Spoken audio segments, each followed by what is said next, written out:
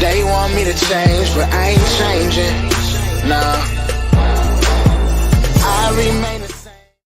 And you are now tuned in to another episode of Intellectually Petty Radio, brought to you by M3S3 Clothing, men make moves and suckers stand still.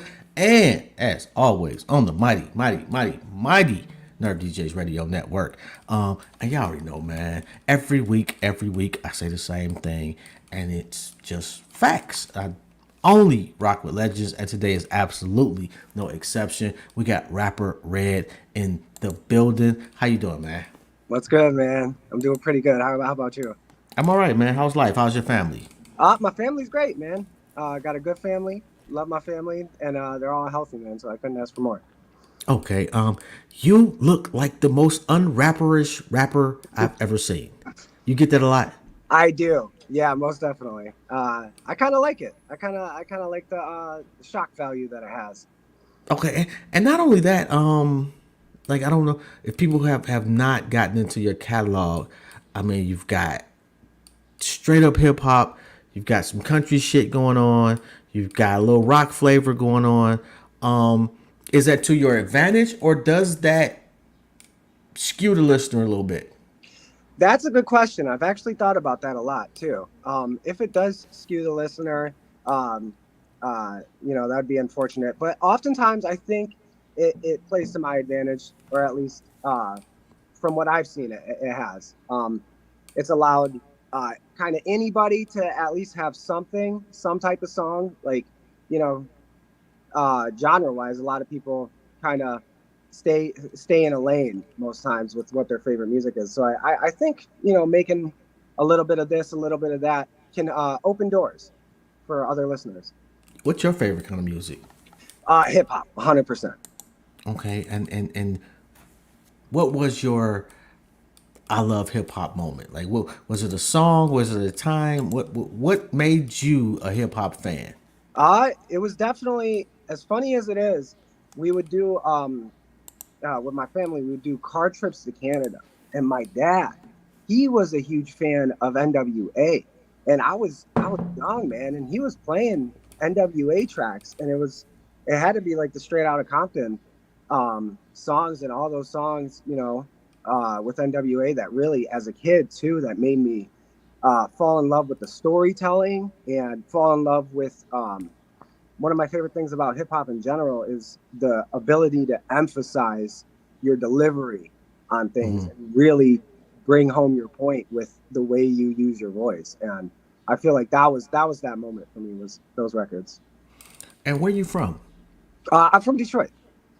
Like Detroit proper, or like Troy? I'm Warren. Yeah, I should. Yeah. Well, I'm born and raised in Detroit. We can be a little tense about that one. I understand. Yeah, I'm used to being out of the city or out of the state and talking to people, and it's easier to just say Detroit. Yeah, I feel you on that. And I've it's not just you. Like when I talked to Polo Frost, like he felt some type of way that he wasn't on like one of the Detroit lists. Yeah, that's interesting. Polo definitely. I think Polo deserves it. That man has been out here, and he's got the numbers. He's got hits. He does. He has absolute hits, and he keeps doing it. He keeps like, I don't know how he does it. It's like he's got a brain for viral songs. He is a different version of G-Mac. Ooh, like it's almost like they got the brain is wiring the same, but for different lanes. Yep. Like, what is that? Is that Anything that I'm rocking with now? He's got a song called Anything, and oh my God, was it Anything or Any Place? I can't remember exactly. But oh my God, this song, every morning I'm on my way to work, and I'm way too old to be jamming out like that, but it is what it is.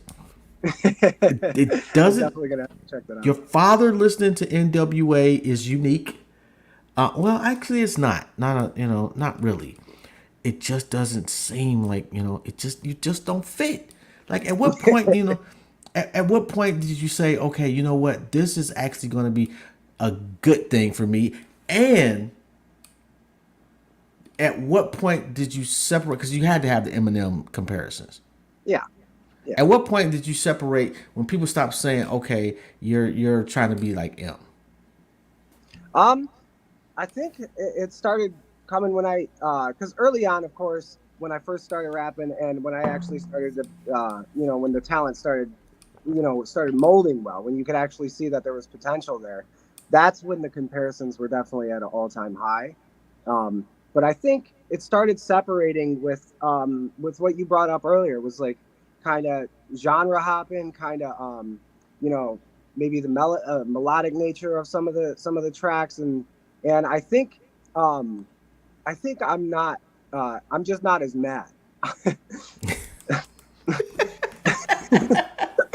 You can definitely tell that you've been loved, Mhm. as opposed to his earlier.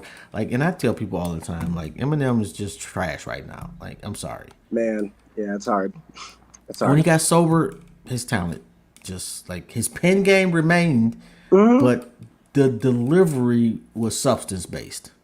Yeah, yeah, it was. You could tell too. Yeah. And I know he's trying. Like the new joint he's got out with his new artist, it's actually that's the closest I've heard him to the M I like. Hmm. And what I like is not what everybody else is like. It's just my humble opinion. Right. I'm gonna have to check that out. I didn't even know he dropped one with that new dude.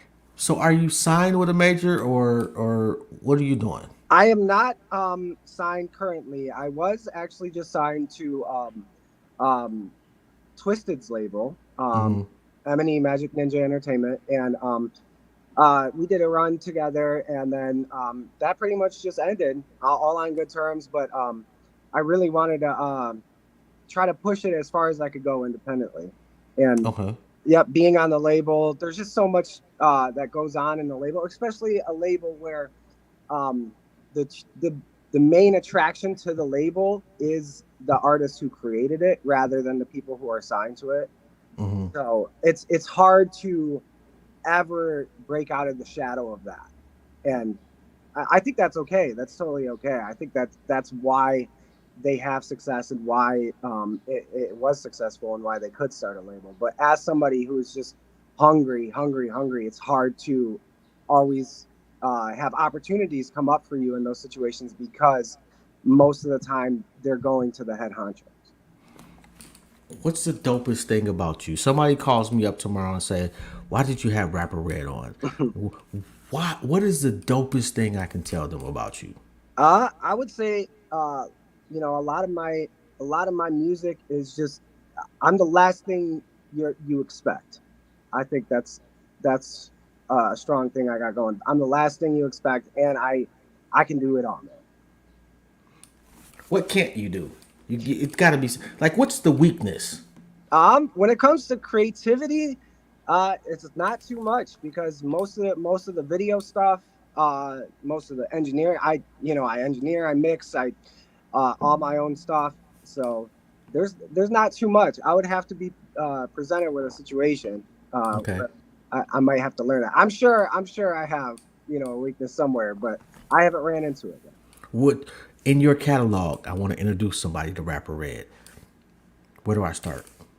Um, if I'm gonna go back and my mixtape from 2015 called Rising Star. There's a song on there called Seven Seas, and uh, I feel like that encapsulates everything that I am in kind of one song, um, and who I am as a person too. I feel like that song really translates my style and my personality and like what I represent as a person and an artist. And give me a second, cause there was a couple of joints that I listened to, and I got to pull it up because my memory is ass. I'm old, man. It happens. But the actual the country joint, I felt like I shouldn't like that, but I really did like that. Man, Like and Twisted, like everybody did their part and they did a really great job. yeah, Although I will say I felt I was torn because to an extent, I'm a hip hop purist. right. So I feel some type of way when I feel like hip hop is being taken away from its foundation. Mm. Do you get that? I understand that definitely because hip hop's definitely a very purist art form, and it can feel like it's being used sometimes by adding it to other things without it feels like it can be used as a tool sometimes rather than respectfully. Yeah. Yes. Um and and I've had conversations about this. And Kid Rock has a lot to do with that. It's, at least from a Detroit perspective, Mm-hmm. because musically, like his pedigree, it was impeccable. He came up through the ranks. He slept on motherfuckers' couches. And when he started going for Trump, a lot of us felt a certain type of way. Yep. And maybe we shouldn't. Maybe we shouldn't hold you responsible for your political views, but it really, man, That's a that tough hurt. one. Yeah, that's a tough one too because like you know, like you said, considering his rise and how much he was around and all the work he put in, it's hard to know or to figure out if you should separate, like you said, the political identity or how they. There's just too much though when you think about somebody like that and then going for Trump, you can't help but identify him Yeah. with that side. Like it's just and the people over on that side have not been good to this side. Do you feel like you have to stay away from certain topics for that reason? That's interesting. I've never uh kind of felt that I've never like actively not written a political song, but I've never kind of or not like even not even music or talking about it. I don't sometimes I don't feel like I'm in a position to speak on this stuff when I don't take the time to know everything I could. Oh So hell, nobody takes the time to know no. everything they could. Like don't sell yourself short. Mhm. Like you've got a lot of emotion in a lot of your music, and it's purposeful. Everything. Well, I really like. I was looking up. I was listening to Detonate. No. Yo, yo, like that shit right there is the people's business when I say so. It is, man. I love that song right there, and I couldn't remember the name of it, but I had to, once you see the name, you kind of know, okay, yeah, this is one of the ones that I Mm. really love. Like, what's your when you really in your hip hop bag? Like, what is your procedure from beginning to end of the song? A lot of times, man, like I don't really have um like a ritual or anything or like I don't go in with a game plan. A lot of the times I just start jotting and I'm not sitting there thinking like, oh, I got to come up with the hook or I got to come up like uh it's really reactionary. That's pretty much my process is 100% reactionary. Like what is the beat doing for me and then what is it telling me to do to it. Favorite producer?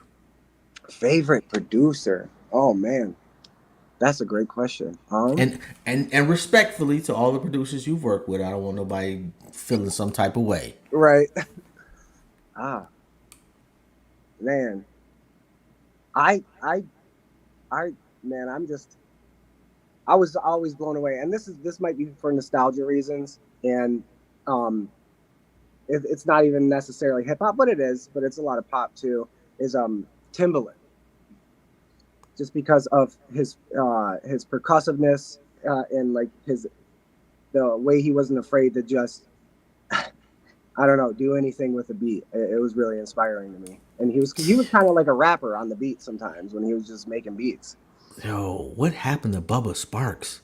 Man, I haven't thought about Bubba Sparks in so long. I only Yo, Ugly is to this day one of my favorite fucking songs.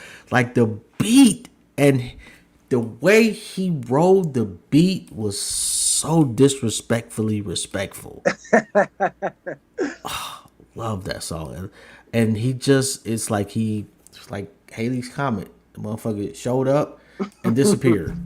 For real. You know, what's your, when it's all said and done, when you decide, you know what, in 20 years or whatever, you don't want to do it anymore, what's your legacy? I hope my legacy is is uh is like innovation and honesty. I was always honest, and I wasn't, I wasn't faking a funk. I wasn't being something I wasn't, and I want people to look back and be like, I haven't heard something like that, or still to this day, I want something like that. I respect that fully. And that's kind of what I got from your music. It wasn't like you was trying to be like some motherfucker from 7 Mile and Greenfield, you know, popping caps in everybody's ad. Like that just like, and I don't care what you look like that you can smell corny. Yep. And you can also, authenticity, it sells itself. Yep. And what I found remarkable when I put the flyer out is I'm getting like shares from people in mohawks and fucking pink hair. Not my average, but your listeners are such a diverse set of people. What's the commonality of people that fuck with you? Man, that's hard to say. There may not be what I'm sure there is if we boil it down to numbers, or like we'd have to probably look at records at that point. We'd have to go back and see these people's like shopping lists to really determine what separates them. Because it's crazy though. Like Mikey Eckstein. I'm sorry for those who don't know. First off, is the fucking GOAT. Man, absolutely. Yo, he hits me up like, man, I need you to get my guy on. Of course, whatever you say, bro. He's coming to Cleveland. You coming to Cleveland this weekend, right? Yes, sir. Unfortunately, I'll be headed to Detroit this weekend because I absolutely would show up. But where are you performing? That's a good question, damn. I don't know it off the top of my head because I'm going to. I keep thinking I'm going to Nashville tomorrow. So I should know this venue right now. Yeah, man, we need to know so people here can tap in. I know, man. Oh my god, we'll post it afterwards. All right. What's your show like? Man, that is something I take very serious. Is the performance. I love the show aspect. I love the performance. I love theatrics. I love all that. So my show is definitely extremely tight with a lot of live specific elements for the songs that aren't in the record that I'm doing. I got a hype man, I got a DJ, and I oftentimes bring my boy Illy Mane, who's another rapper. He comes out on stage. We'll do like collabs. So there's always something going on, and it's a super tight, and it's hard to look away from when you watch it. Who's the hype man? It's my boy who's actually singing on that country song, who opens it up. Okay, dope. Okay, so since we own that, dope is hype man in hip hop. Dope is hype man in hip hop. Oh my goodness, man. If we're thinking of dope, I mean Flavor Flav comes to mind instantly, but I'm not sure if that's the dopest. I always respected what Denon did for him, because he was there for him, and he was hitting marks. That's a tough question. That's hard to boil it down. Damn, what is old boy's name for Busta Rhymes? Oh, see, man, yeah. I don't know names. But that guy is not.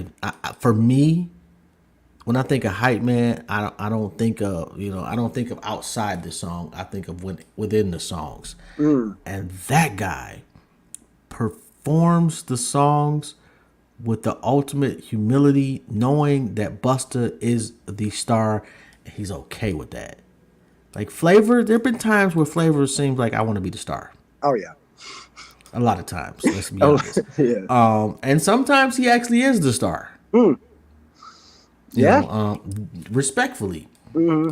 But man, oh man, it's killing me. I can't think of dude's name. It's like right on the tip of my tongue either.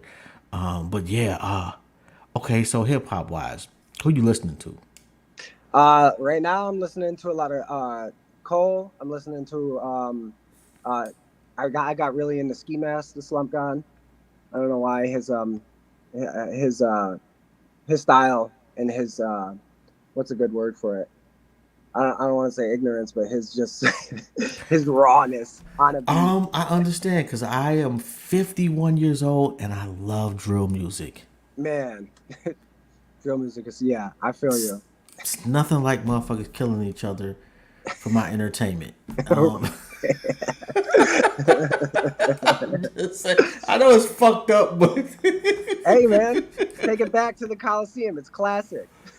you, interesting that you say that because that is a hell of a reference, and I think that mankind, since its inception, has been fascinated with killing each other, Yeah, or it's at least the competition.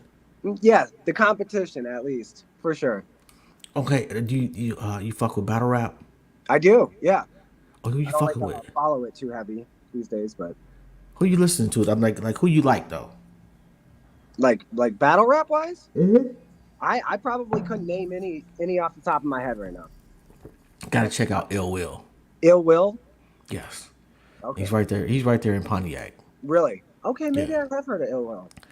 Ill Will is like that guy is one of the most versatile, and he actually is one of the few that translates well to songs. Mm, Yeah. As far as who you would like to collab with in the future, who you thinking? mm, man, that's all. I always have a tough time answering this type of question. I don't know why, but just because, and it might be the ego thing or something like that, is like,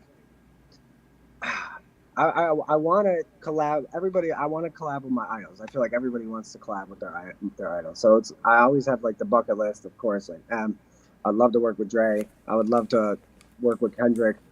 Kendrick, probably Kendrick, but Kendrick doesn't do like many features at all. But I'm sure maybe eventually that'd be dope. But it's really hard to think of who I want to collab with right now. Just especially as a rapper too, because a lot of Hmm. times I see people, like we were just talking about competition. So I'm like, I'm not sure if I want to collab with you. Really? I mean, I'm definitely open to it. I love collabing with people, but the most times when I do collabs, it's within my circle. Okay. And And yeah, and are you like okay? Like I'm killing everybody. I don't care who you are. uh, to an extent, because I feel like if I get to that point, and especially not being as big as people who are actually that big and who are doing that, I feel like that would be a fall. Like I don't want to listen to somebody that's like I'm second best. I just don't. Like No, people get mad at people that they feel are subpar MCs saying I'm the best. And you fucking supposed to say you're the best. yep. You know, like I don't want to go to the NBA game where somebody's like, "Well, I'm the eighth best player on the court." Hmm. Like, get off the fucking court, then. Like, Hmm. I want you to at least be delusional enough to think you're better than so and so. Like, I Right. can remember. I think a lot of dudes have said they were better than Jordan, Mm, and people are like, "Oh, you're crazy." You should think that. you should. Yeah. You know, and if that motivates you at least to try and be better than Jordan, Yep. absolutely, you should think Yep. that. Yep. It's that like you said that even if it is delusion, it's driving you to not stop. Absolutely. Okay, so you've shared this stage with quite a few people. Juice World. Mm. Did you get a chance to talk to him, or was it simply I'm opening up or closing or whatever the case? It was a brief passing. This guy during this, especially during that time, was impossible to see. Like we passed him in the hallway at the show, but he was surrounded. Like there was no like I couldn't even stop him and say, "Hey, what up, man? I'm opening for you." Like there was no opportunity for that. But I saw him. Okay. Yeah. Who did you get a chance to chop it up with that you were like, okay, wow, I went home and I told my best friend I got a chance to fucking meet so and so today? Oh man. Um, Definitely have those an experience like that. Uh, Couple of rappers. I'm blanking hard right now, man. Why you think about that? I'm gonna tell you a story that, and actually thanks to Mikey, I got a chance. Mikey and Troy Muhammad. Troy calls me up. It's like, yo, there's a concert up here, Scarface. Come on mm, up. I drive all the way up. I'm in Cleveland. I drive up to Detroit, and we end up on the stage. After the show, listen to Scarface talk for like an hour and a half, 2 hours. mm, And Scarface was exactly what you think Scarface would be. man. One of my, if the, it may be in all of my years, my favorite hip hop moment was meeting Scarface. Yeah, man. Wow. So you Yeah, got to top it up with him for, like you said, an hour? yeah, Man. yeah. Wouldn't let me interview him. Wouldn't Hmm. let me, which I'm cool with because like everything is not camera ready. Right. Everything is not for the world's consumption. But man, like, and I mean, he was talking to one guy. It started off him talking to one guy who needed some advice, Hmm. and it just turned into just a real ass conversation amongst men. Wow. Yeah, very dope. Yeah. Got a chance to see Redman and Method Man. I don't know, maybe 2 months ago in Ipsy. Fucking pouring rain, and these motherfuckers are performing like it's their first concert. Man. That's so much respect for that. Oh my god, that was hip hop for me. Mm. You said an Ipsy? In Ipsy, Man. yeah, I think it was Smoke in the Park. I think that was the name of it, because it was like a weekend event, and actually, the Yin Yang Twins were there, and yo, like they were impressive. Man. Yeah, what's the best concert you've been to? Uh, the best concert I've ever been to, and it's probably I haven't been to many like stadium concerts really. So I've seen growing up, I was listening to a lot of underground rap, and I still think to this day, and I did model a lot of my live performance off of it was Tech Nine when Chris Calico was still signed to his label. Was those guys were so damn tight. They were punctual. It seemed like everything was rehearsed to a T. Like these guys were so on point, and they were singing.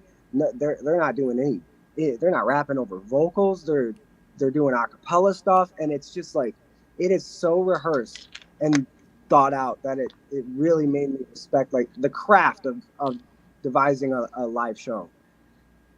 You, Were those you guys know what that specifically? remind Trick's the same way. Mm, yes, he is. Very, very, very methodical in his approach. You can tell that he's got a whole band. You can tell they put a lot of work into it. Really, if you like, and I say this, I've said this on numerous shows. If you have not seen Trick, I don't care if you know one song from the guy. Mm, And that right there is the key to being a phenomenal performer. Is when people have never heard of you, go home and tell people about you. mm, yes. Like underground wise, who's somebody you saw that they were opening up for so and so, but you saw and you left like, man, let me go home and dig deeper into this wormhole. That's a good question.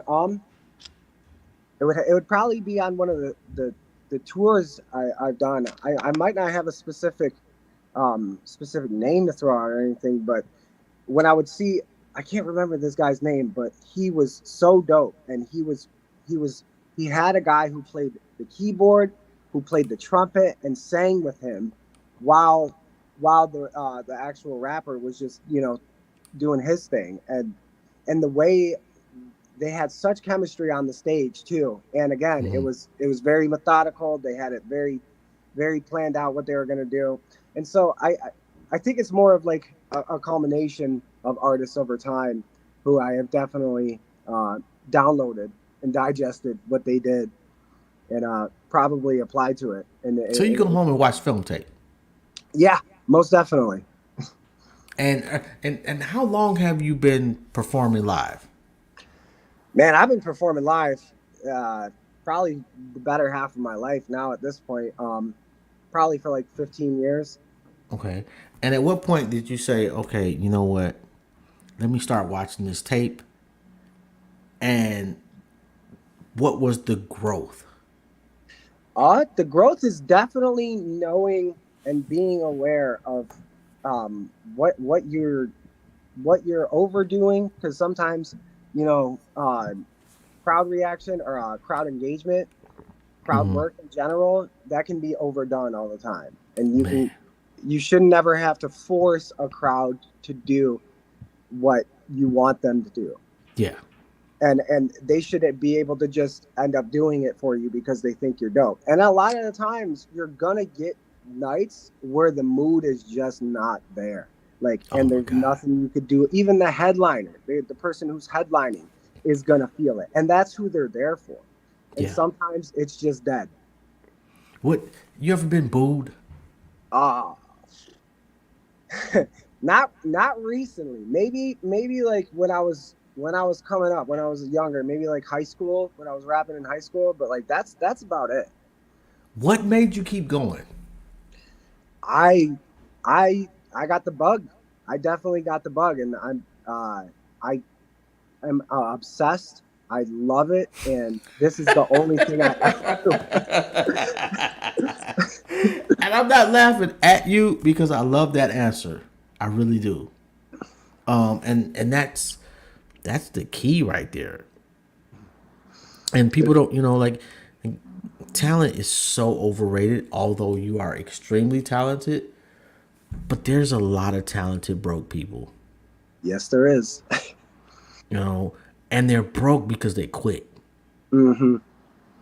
What is it that is it just the obsession? Is it from your parents, or what is it that says I can't quit on me? Man, it's I think I would eventually. My parents and my support system is great. It always has been, and I'm super lucky to have. Uh, even I would be lucky to have a fraction of what I have too, because a lot of people just don't get it like that at all. So I know I'm lucky and blessed to have that, but at the same time, I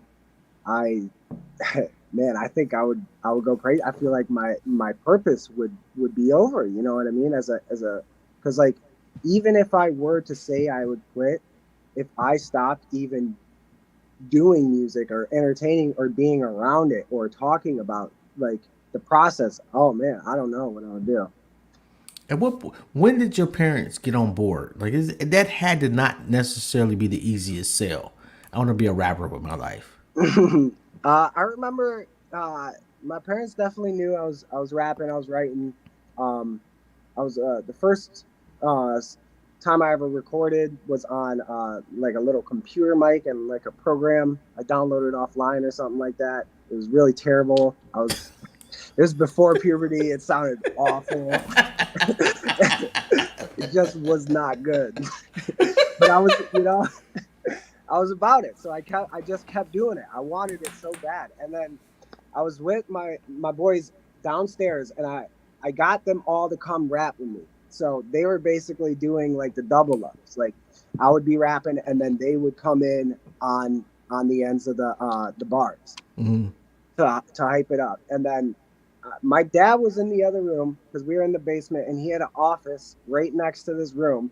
And then all of us sang this hook together of this song we were writing, and he heard us from the other room. He comes in the door and he's like, "Do it again." He wanted to hear us do the hook again, and then I think that's when it kind of clicked for him that something was going on. Yeah, granted, even at this time, I still wasn't that, it wasn't that great, but it was there, like it was happening, like even if it was a little hard to listen to sometimes or cringy at some points, corny. I was just writing about whatever I heard. So when I was like 12 years old, that's when I was writing about like, capping somebody or whatever when I was 12 years old. Wait. So at 12, what were you rapper Red back then? No, my rap name was Deadly MC. Okay, I kind of Deadly MC is not that's not actually I've heard way worse. It Yeah, wasn't too that's bad. not, yeah, that wasn't too bad. Did come out the gate? Yeah, yeah. No, I actually carried that rap name until I was like 17 or 18. Like Why I the was, switch? yeah. Because I was in a rap group for most of my life. Like I said, with those same homies that I was rapping with in the room, we ended up starting a rap group together called Suburban Syndicate. And um, after that, the switch happened, and that group kind of disbanded. Um, I just felt it was time for a complete rebrand for me to move forward. I'm kind of fucking with Suburban Syndicate. What Man, happened? Why'd you guys quit? well, we went to we ended up moving down to Nashville. We got got caught up in like iffy deal with some iffy people, and they locked us in for like 8 years. It was a mess, man. I'm telling you, Oh, it was an absolute mess. And this is something that we all packed up our life from Detroit and moved down to Nashville for. And so after we spent, I don't know, maybe a year down there, and I guess after the fallout happened, it was kind of defeating for a lot of us. are you guys still cool? All of us are still cool to this day. Yep. So what was that conversation like where we got to break up? Man, I'm not even sure if there was an actual conversation. It was one of those things where it kind of just fizzled. Mm. And we were all still like writing, and we still get together for music, but there definitely was not that same like that drive, or that we're not planning out our next project. We're kind of just like collabing with each other at this point. Okay. Yep. Wow, that's got to be painful. What was the best lesson you learned from that experience, though? Man, the best lesson that I learned from that experience is emotions will ruin so much. um, they're a good thing, and it's definitely a double-edged sword with that, because you care. You caring so much could end up having you sabotaging yourself by And caring. people take advantage of your caring. They do. They depend on that for you to make a dumbass mistake. Yep. I've It been gets there, preyed on. man. I have been there. What's next for you? I'm working on my next project right now. I'm still not announcing the name or the title or release date yet, because definitely going to do that all in one big, kind of swing little campaign. And but the album is done. It's getting mastered right now. I just shot a video for it, one of the singles yesterday, and I am going on tour starting tomorrow. Where'd you shoot the video? We shot the video up in it was a place called Milan, Michigan. It's basically out in the boonies, but these dudes converted their barn house into a full-on video production studio, and it was really cool. It was called a Hollywood Farmstead. Really? Yeah, it was a really cool experience. They had like scaffolding lights. They had the whole nine. Yo, like which is wild because I don't know how long ago this was, but this is probably 20 years ago. But I went to this lady's house, and she had like it was just a regular ass house, but the it wasn't a garage. It was like a farm garage, if that makes sense. Mm-hmm. But she had converted it into like a party palace. So Oh, the whole thing was set up like a club. oh man, Like on the outside, it just looked like a regular ass barn house, but on the inside, that shit was lit. man, Yeah. that's kind of Okay, that's kind so of dope. so Timberland comes and says, "I want to sign you." You get rich. What's the first thing you're doing? Ooh, like money wise or Yeah. ooh, I am buying my mom a new house. That's the first thing? Probably, yeah. It's not the first thing, bruh. I mean, As much as you love moms, there's uh, nothing wrong with and loving moms is absolutely a beautiful thing. mm, It's not the first thing. no, that's probably what I'd like to be on the record. But yeah, you're probably right. I mean, like we're all just a little, like you when you've been striving for a goal personally, and you finally get that goal. It may not be the biggest thing on the planet, but it's something you're gonna do for. You're gonna go out and buy that '64 Chevy you've been looking at since you were 12, or whatever the case may be. It's not gonna be the biggest purchase you make. Mm-hmm. Mom's may be the biggest purchase, Yeah, but she ain't gonna be the first. probably. And you know what? That's okay though. It's okay. Mm-hmm. You should reward yourself because you putting in the like as much as you love your mother. She's not in the studio. No, that's very true. She ain't in the gym shooting with you. Mm-hmm. She loves the product and she said, "Oh my baby, I love that. That's a beautiful song." And you can't really trust her opinion because she gonna tell you every song is beautiful. Mm. It is. Who do you go to? Whose opinion do you value the most musically? That's funny that you actually said that about my mom saying she loves every song because my mom is a savage critic. Really? She will straight up tell me, she's like, nah, fam, that ain't it at all. So I truly value her opinion. Really? I've gotten, why did you even make that? Oh, that's gotta hurt, bruh. It does, but it's her, the honesty is amazing, and I like because when she reacts to something good, she has been so right about something being good that when she hears it, it ends up being some of my greatest stuff, and I'm like, Okay, give me a song you thought was okay, and your mom's was like, "That's fire." ooh, um, uh, probably my song "Bounce." It's one of my bigger ones right now, and I liked it a lot. I was a fan of it, and I thought it was pretty good. But when she heard it, she was like, "Cheer," she's saying my name. She's like, "This is amazing," and I'm like, "Really? It's that good?"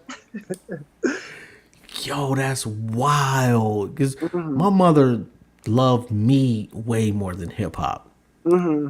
So when I was rapping, I could have did the alphabets backwards in Pig Latin, and my Mm. mother would have been like, "Oh, baby, that's great." And I love you, mom, but your opinion is trash. I'm sorry. Mm-hmm. So that's really fucking dope. Mm-hmm. So she's never been wrong though. No, she has not yet, and I Oh, don't think she will be. She when I see her and I play her something for her that like because stuff can still be good, but like she will react if it's like really good, like if it's if it's special, like that's where I really see her actually reacting beyond like, oh yeah, that was all right, that was pretty good. so what's the biggest song you've had so far? uh it's the country one, Two Signs. I That can is see that. that is our most streamed song on Spotify, and it's not my most viewed on YouTube, but streaming wise, it's definitely, it's still doing numbers to this day. It's still going up. It's definitely one that has the legs, and people go back to listen to. Is it a gift or a curse? Um, it's a little bit of both. Most definitely, um because it's amazing to even have something do that, and I'm really proud because the track is dope. Like from a objective point of view, it's a really dope track. So I'm like, okay, but at the same time, the association of having that, and then me being associated with that rather than, I feel like maybe that song doesn't best represent my actual catalog fully. Yeah. So I guess that would be the curse part is um, having the association of my name and my brand with that 100%, or that's what people think of when they think of Brad. And I get it because the people that like detonate are probably nowhere near the people that like that song. Yep, definitely. And I feel like having something like that too kind of splits your brain a little bit, and you're like, well, do I gotta now make sure that I have something like this in the future again Yeah, to cater, or yeah, because people are expecting something like that. and it's a it. I can see where it can make an uncomfortable audience. Mm, yes. Are Yep. you encountering that where you can kind of like tell, okay, this audience is split?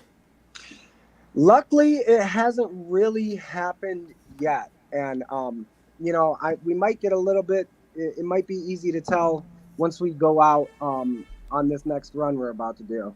Hmm. Um, but I haven't really encountered it. Besides, maybe I'm not picking up on it if it is happening because it has happened, but it not to any degree where it's been like I really got to think about this. Okay, and so when you go into you get a beat, you're like, okay, I'm fucking with this beat.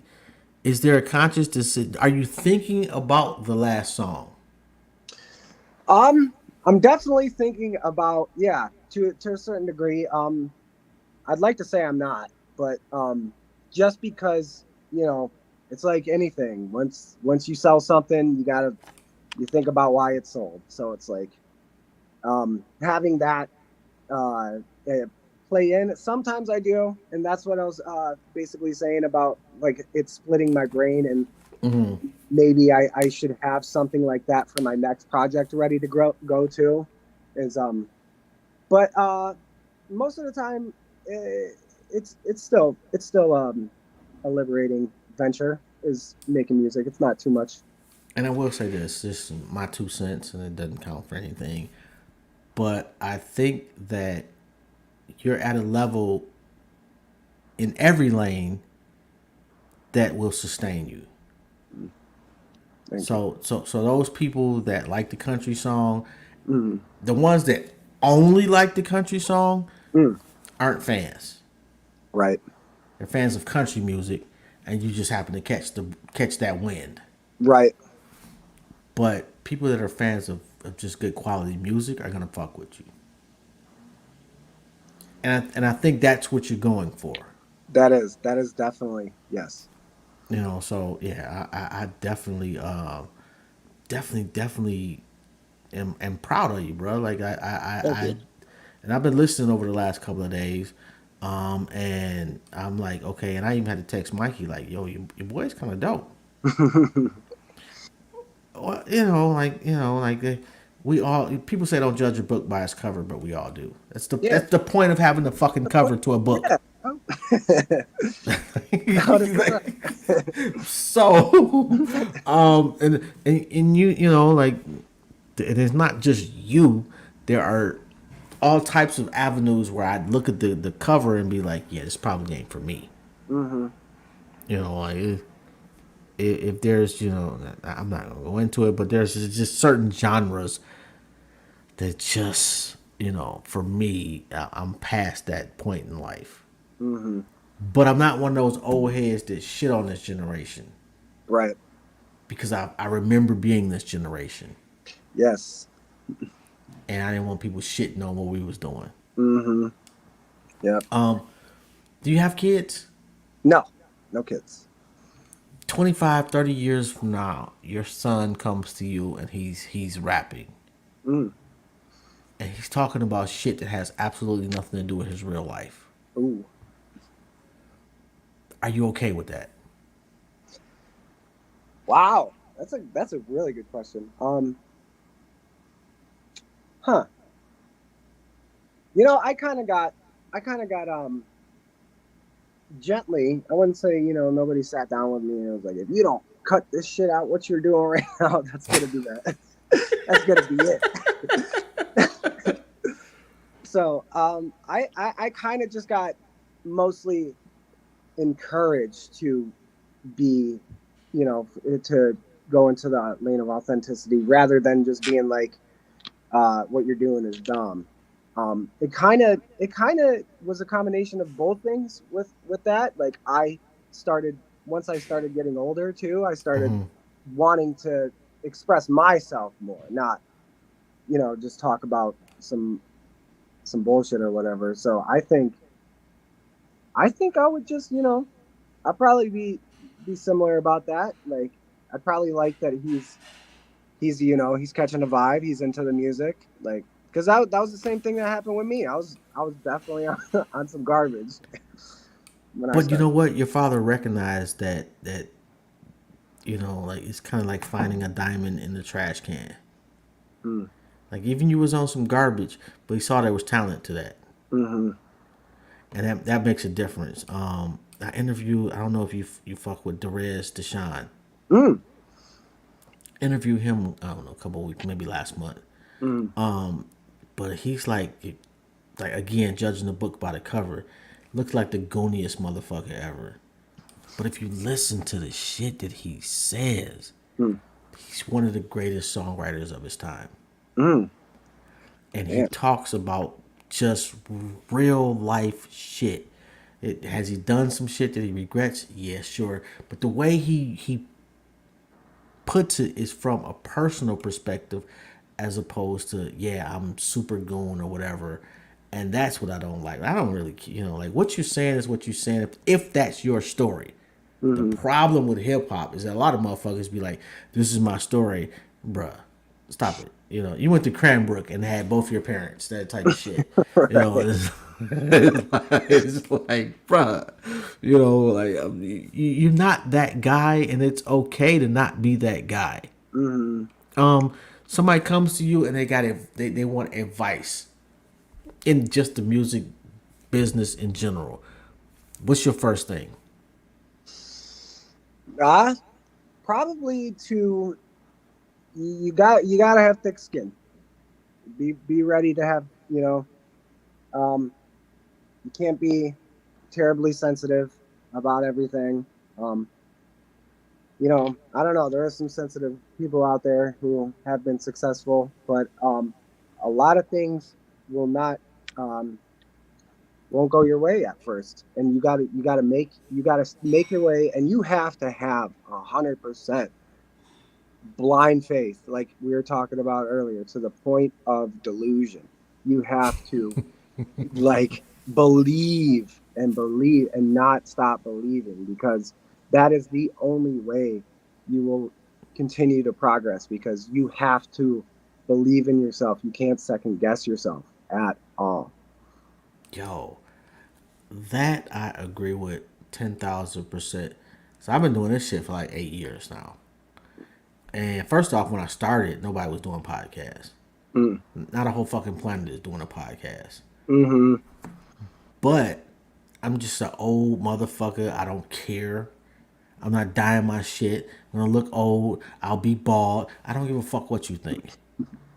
But my resume, people I've had on this show, Hmm. is better than 97.2% of the motherfuckers that get podcasts. And I'm talking from Joe Rogan on down. Mm. And you know, and because I didn't listen. Hmm. And I didn't listen to some people that I love. And that's the hardest part, is that sometimes there are people that you truly love and they love you, but they don't see the vision. Nope.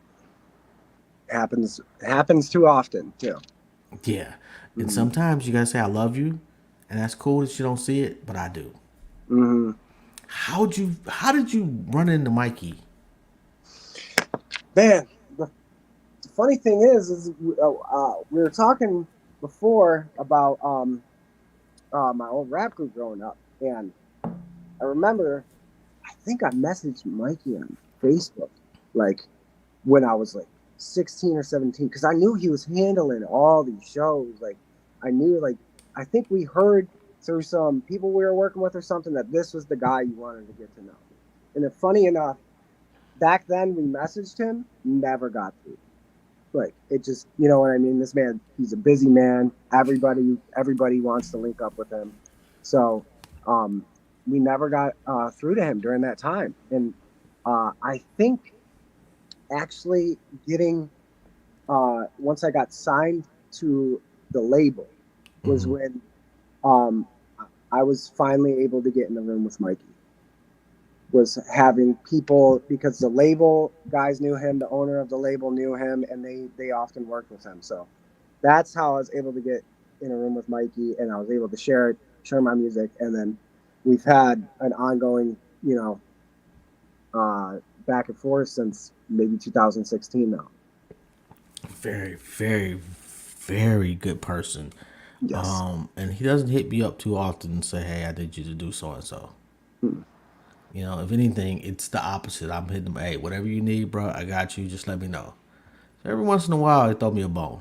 It's like, "Hey, I want you to do so and so is dope, and you are so and so that is dope." And yo, I'll be a fan from now on. It, if people want to get in contact with you, they want to book you for a show.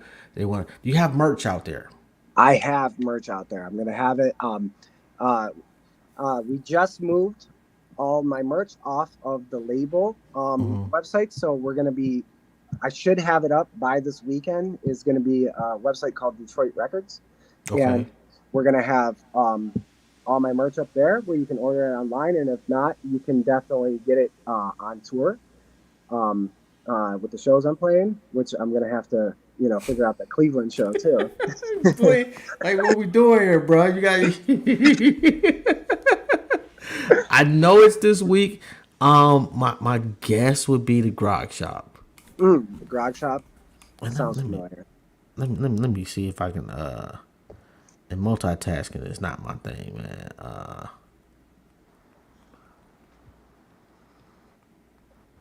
Maybe someone. I think my manager's listening. If he is, he could send it to me. Okay. Maybe, no, I don't think that's it. It's like the red hot hip hop some shit. I don't.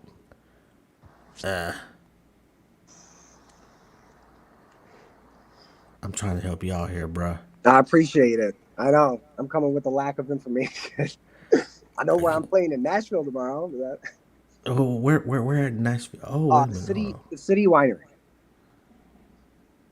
in Nashville, and then I'm playing at the Magic Bag in Ferndale on Friday. Okay, yeah, I was absolutely wrong about the Grog Shop. Okay. Shout out to the Grog Shop though. But if you got a flyer like with all your with your tour dates or whatever, DM me. I'll make sure that I post that. I got you. If there's anything I can possibly do for you in the future, I don't know what, but I got you in any way, shape, fashion, or form. I truly appreciate you for coming on the platform too, bro. It's definitely an honor. Yeah, thank you for having me, and likewise, man. If you need me to do something, bro, this was a good interview. What you do is dope, and I was going through all your stuff too, man, and like you said, your resume is pretty crazy. I appreciate that. And the crazy part, like I respect that so much. Like and you would be surprised at the people. Well, the more professional the person is, I already know. They've looked at whether they say it or not, and they'll let me know in various ways, whether it's publicly or in a DM. But I know that I wouldn't go on your show if I hadn't looked your shit up. Mm-hmm. I don't want to get caught with my pants down and go on somebody's show and they talk about some wild, crazy ass shit, and I'm like, well, now I gotta hang up on you.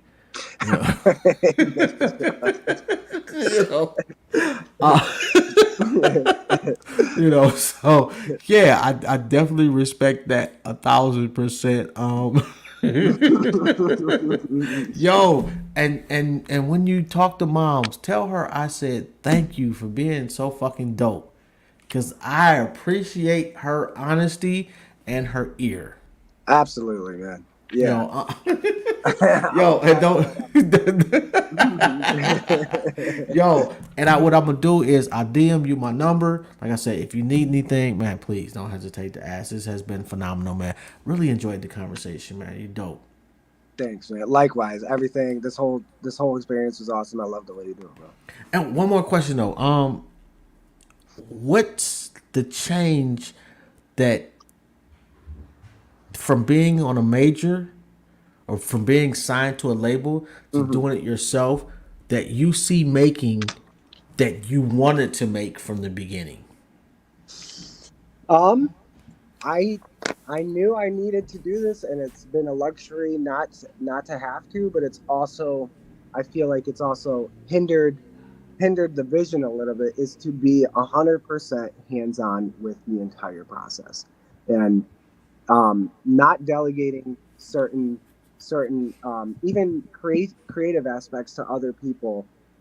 It can be overwhelming to have it all fall back on me again, but I love every step of it, and I love it's ensuring the vision is exactly what I want it to be. Any producers out of Detroit you want to work with? Um, I'm working with a few right now. If I feel like I've ran into most of them, and if there's some that I'm not sure that I haven't gotten with yet, or have had the opportunity to meet or even know of, then I would love to hear from them or get connected or linked up with them in any way possible. All right, that was a very dope, politically responsible answer. Uh,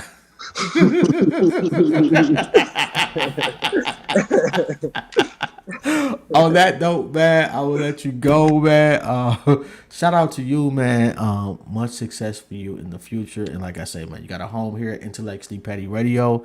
If there's anything I can do for you, man, make no mistake and hit me up. Thank you so much, man. Thank you for having me. This was amazing, and No likewise, doubt. No doubt, man. Have a good one. you too, bro.